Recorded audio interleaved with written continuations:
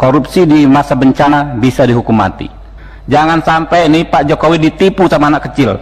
Proses pengadaan jasa pelatihan, saya orang Palembang Pak, saya bingung, ada pelatihan bikin pempek Pak, 600.000 rupiah.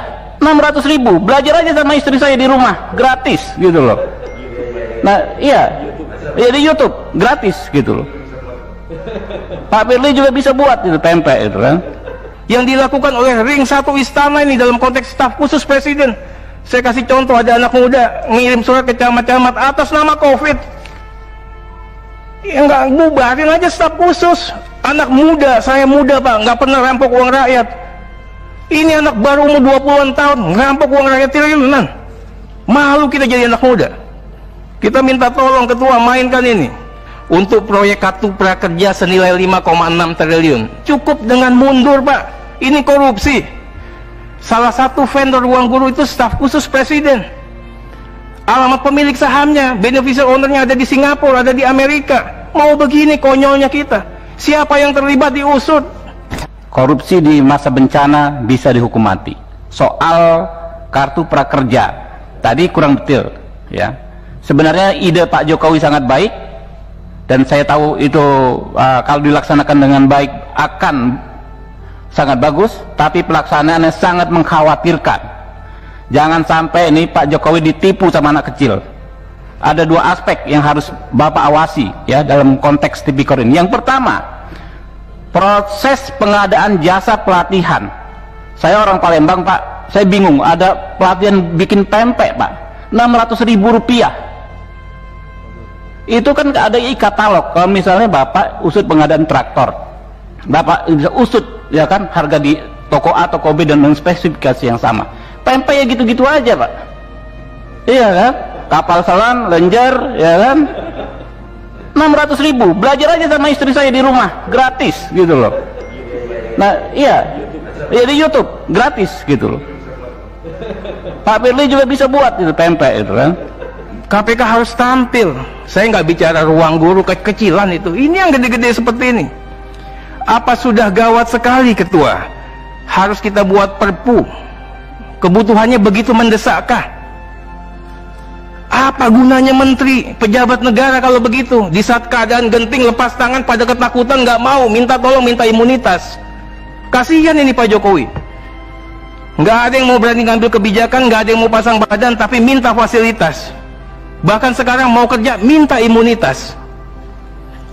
Ketua, saya minta betul bagaimana strategi dan pembiayaan serta postur. Tadi ketua katakan 405T untuk kesehatan, 75T untuk kesehatan Pak.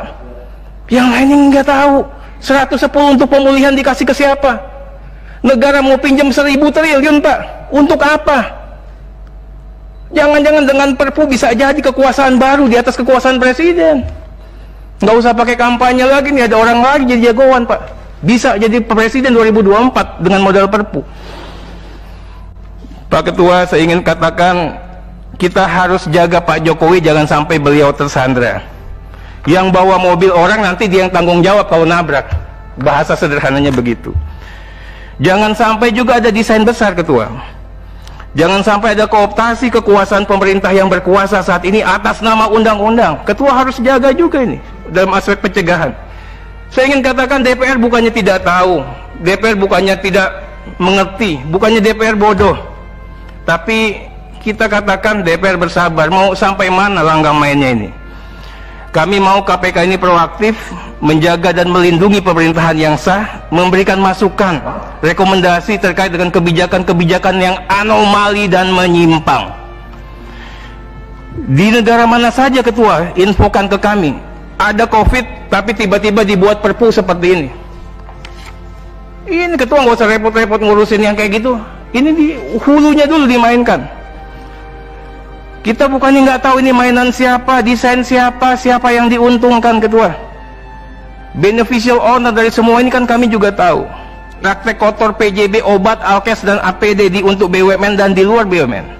Saya udah katakan ini berkali-kali, mafia obat ini nggak hanya dari dulu sudah Pak. Harga obat 1 rupiah jadi 1.000 perak, alasan generik. Bisa juga 10.000.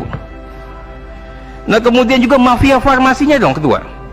90% saat ini obat berasal dari luar negeri bahan bakunya. Kok bodoh sekali kita, Ketua. Ini desain besar perusahaan farmasi, Pak. Ini yang harus diangkat. Bagaimana juga Alkes masih import sebagian besar, padahal kita bisa, Pindad juga bisa. KPK harus bisa mengingatkan negara dalam konteks pencegahan. Kita harus berdaulat. Bagaimana BUMN harus menjadi frontier, tapi BUMN-nya benar. Jangan sampai kita terjebak sama short term policy yang ujung-ujungnya duit, ujung-ujungnya proyek, sehingga memakmurkan para trader dan menjaga kekuasaan para mafia. Berikut, Ketua, ini saya pikir mewakili teman-teman, Ketua, mengenai SE Bansos, SE 11 2020. Oke, apresiasi terkait dengan DTKS. Fair value-nya dilakukan Kemensos basis data Dukcapil. Tapi, Ketua, yang ingin disampaikan, saat ini kayak di Jakarta, itu kalau basisnya Dukcapil, itu hanya warga Jakarta. Orang Jakarta ini 70% orang luar yang tidak ber-KTP, dan sekarang potensi rentan miskin. Kita mau bagi, gimana bawa baginya? Jumlahnya berapa? Ini yang saya katakan, dan berkali-kali polisi sudah melakukan upaya kemarin menyisir, itu lebih bagus.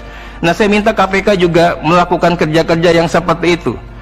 Bantuan DTKS harus mengena dan tepat sasaran, Ketua. Ini ladang uang baru, Ketua. Berikut, Ketua, ini hanya sebagai ria kecil. Penunjukan platform digital tanpa tender untuk proyek kartu prakerja senilai 5,6 triliun. Gagasan Pak Jokowi ini bagus. Omnibus Law, semuanya bagus. Tapi diimplementasikannya dipangkas sama orang-orang yang nggak benar. Implementasinya dipenggal. Bagaimana 8 vendor digital tanpa tender yang diberikan kuota raksasa, Ketua, permen raksasa oleh pemerintah? Bagaimana bisa terjadi? Bagaimana strategi pengawasannya? Dan tidak cukup dengan mundur, Pak. Ini korupsi. Salah satu vendor ruang guru itu staf khusus presiden. Alamat pemilik sahamnya, beneficial ownernya ada di Singapura, ada di Amerika. Mau begini konyolnya kita. Siapa yang terlibat diusut.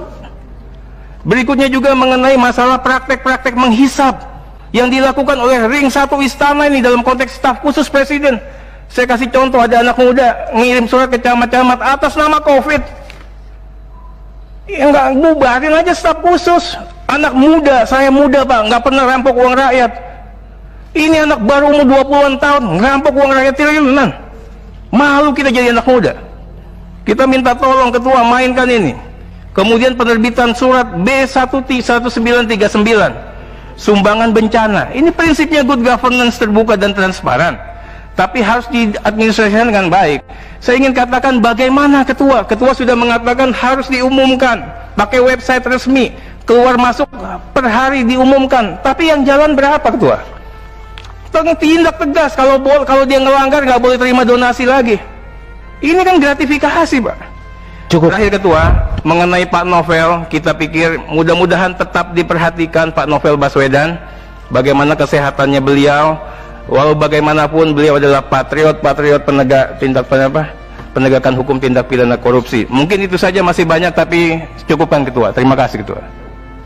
Jadi itu gimana menentukan harganya? Itu ada bikin kopi kalau nggak salah berapa pelatihan sekian ratus rupiah, itu dikejar, Pak. Gitu. Ini kita gregetan, Pak. Kita pengen Pak Jokowi sukses, berhasil dengan program kartu prakerja. Jangan ada yang berani-berani mengambil kesempatan. Yang kedua, soal penunjukan mitra tadi sudah diborong oleh Pak Terry. Nah, berikutnya Pak Firly dan kawan-kawan, saya juga mempersoalkan daerah-daerah yang ingin melaksanakan pilkada. Tadi Bapak sudah sebut kayak Jember itu tertinggi, padahal Surabaya saja yang ibu kota provinsinya dan mungkin lebih merah zonanya hanya puluhan. Kejar, Pak, cari, Pak. Itu orang nyemprot-nyemprot di jalan, Pak Firly. Saya juga bingung. Jangan-jangan itu cuma karbol satu botol, isinya lainnya air semua, disemprot gitu kan. Kejar, Pak. Ya. Lalu, Pak, ini saya sedikit cerita. Kemarin kita ada Satgas Covid DPR pakai duit pribadi. Karena teman kita Pak Dasko sembuh karena obat herbal tertentu, kita beli, kita bagikan gratis. Tapi reaksinya luar biasa. Saya pikir ini normal, tetapi ketika saya analisa, saya khawatir nih ada orang-orang yang takut kehilangan lapak. Jadi tidak semua orang memandang kasus COVID ini dari sentimen kemanusiaan saja. Banyak yang memandang ini sebagai bisnis, ajang mengambil keuntungan, dan takutnya bersifat koruptif karena di suasana yang pandemik begini. Nah, disitulah kita berharap pada KPK. Saat ini Pak, sebetulnya institusi yang paling bisa punya peranan besar ya, penjagaan negara ini dari korupsi dari pandemi ini hanya KPK. Disampaikan Pak Terry tadi betul ya, KPK nggak ada anggaran dan lain sebagainya dapat dari COVID ini dan lain sebagainya, nggak ada vested of interest.